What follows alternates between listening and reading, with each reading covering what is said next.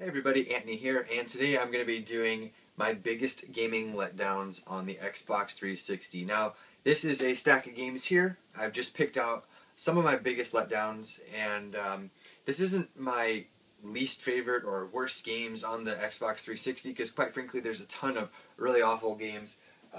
You could just, I don't even know, you could pick out something like Civil War. That's an awful game, but I wasn't excited about it before it was coming out. And then when I got it, I wasn't let down. I knew it was a bad game going into it. So this is a stack here of games I was excited for before they were coming out. And when I got it, it was just like a, like one of those moments like, why didn't I just wait for a price drop? I don't know, why wasn't the game good? I just wanted it to be good. So that's this stack right here. And yeah, some of the games they're okay, but they didn't live up to the initial hype I had for it. And this is just my Xbox 360 video. I might do a PlayStation or a Nintendo or a DS or something. I don't know, something like that. If you guys want to see more of these kind of videos, please leave them in the comments below. And let's get started here. So probably you might have been able to tell from the angle here, but the first one was Battlefield 2 for the Xbox. I played Battlefield 2 on the PC way back in the day. And I wasn't like a huge player in it, but I did enjoy the game. And I was excited for it coming to the Xbox, because back when the 360 was first coming out, I was a console gamer at heart. I was not very good at playing on the computer, like with a keyboard and stuff like that. So I was looking forward to being able to play Battlefield 2 on the Xbox. And when I got this, I was just like, what is going on? It was awful. It was horrible. And it was a really big letdown. I played this once or twice, and I was just like, I can't do this anymore. It just wasn't fun. So that is Battlefield 2. Some of you guys might have enjoyed it. I personally didn't, and that's another thing I want to point out on this list is don't leave negative comments or dislikes or anything like that, because I didn't enjoy a game as much as you might have. That's not the point of the video. At the end, I'll mention something about that too. Next up is Tony Hawk Ride. Now, this is the one that came with the skateboard. I don't want to say super high expectations, but I had hopes that this would be great because I loved to skateboard, and it would have been awesome to have like a skateboarding video game where you use a skateboard and it'd be fun and it work and it work and it work and anything like that, and it work. Enough said about that. It barely even worked, and it had so much potential. So much potential was there. Next up is Brothers in Arms: Hell's Highway. Me and my brother were very, very excited about this coming out because we enjoyed the previous Brothers in Arms games on... Did we play them on the PlayStation 2 or the Xbox?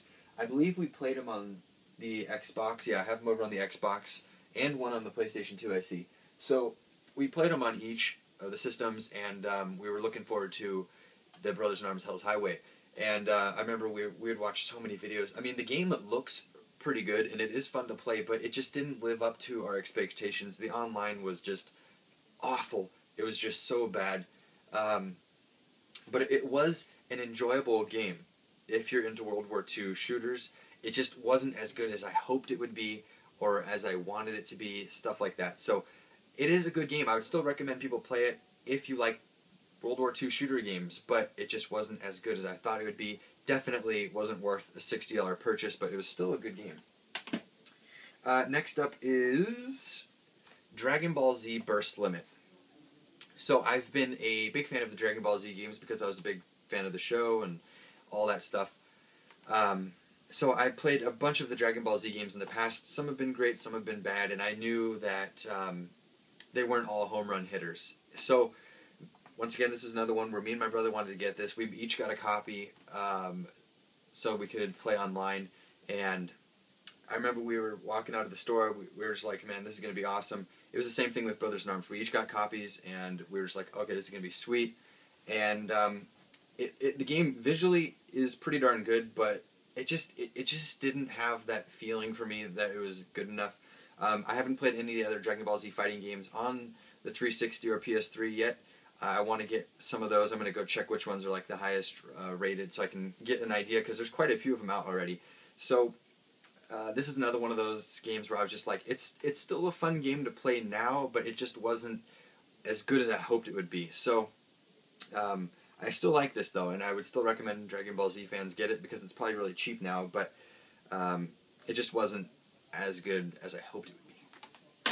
Next up is one of the, I don't even remember if this was a launch title. It might have been a launch title or really close to the launch window, but that's Quake IV. I played some of the Quake games in the past. Nothing crazy like some people do, but I played some in the past, and I was looking forward to this, and this game just, it dropped the ball on everything. The frames were awful. Even when this came out, I couldn't even find matches online. There was like hardly anybody playing, and even still to this day, you might find one person playing online, and that's like the one person that wants to do like some 1v1s. I don't know.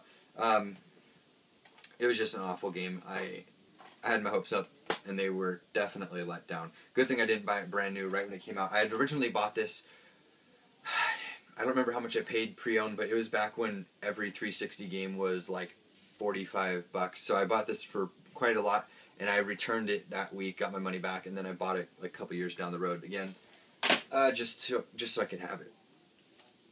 Next up, Turok. I was a fan of Turok on the N64, and I don't even know if there were any on. No, there was also one on the GameCube, I believe. Maybe there wasn't, but I did play Turok in the past, and I enjoyed the games. And I was looking forward to this, and I just couldn't get into this one. It just didn't feel fun to me. It wasn't fun. It didn't play well. I know some people enjoyed it. Just wasn't me. And last, probably the most controversial one on this whole list, and I think some of you might know what this one's going to be, just because I'm not really a fan of the series, but that's Grand Theft Auto 4.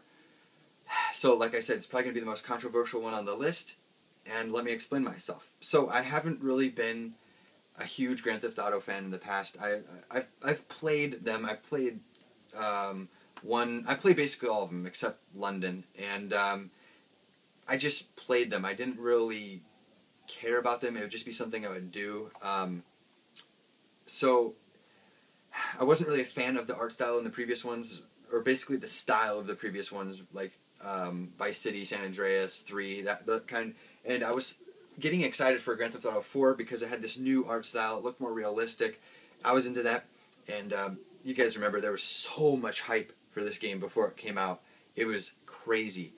And then when it came out, I got it, and I was so pumped to play it. I popped it in, played about 20 minutes of it, and I was like, I don't like it.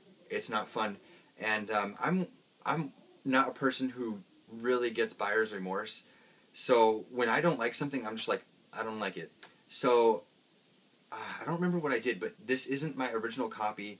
I might have actually just given it to my brother. I was just like, I don't want it. Oh yeah, I gave it to my brother. I traded him for the orange box, Bully, and something else. So I got a nice little swap out of it, and he got Grand Theft Auto. He ended up loving it, like it's one of his favorite games ever. So, but for me, I just didn't enjoy it, and that's probably what's going to be all the hate comments in the comment section below. People are like, oh my god, this guy doesn't like Grand Theft Auto.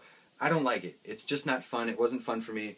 And that's just my opinion, and that's what it is. It's my opinion. You might have different opinions. Leave them in the comments below, but please keep it civil.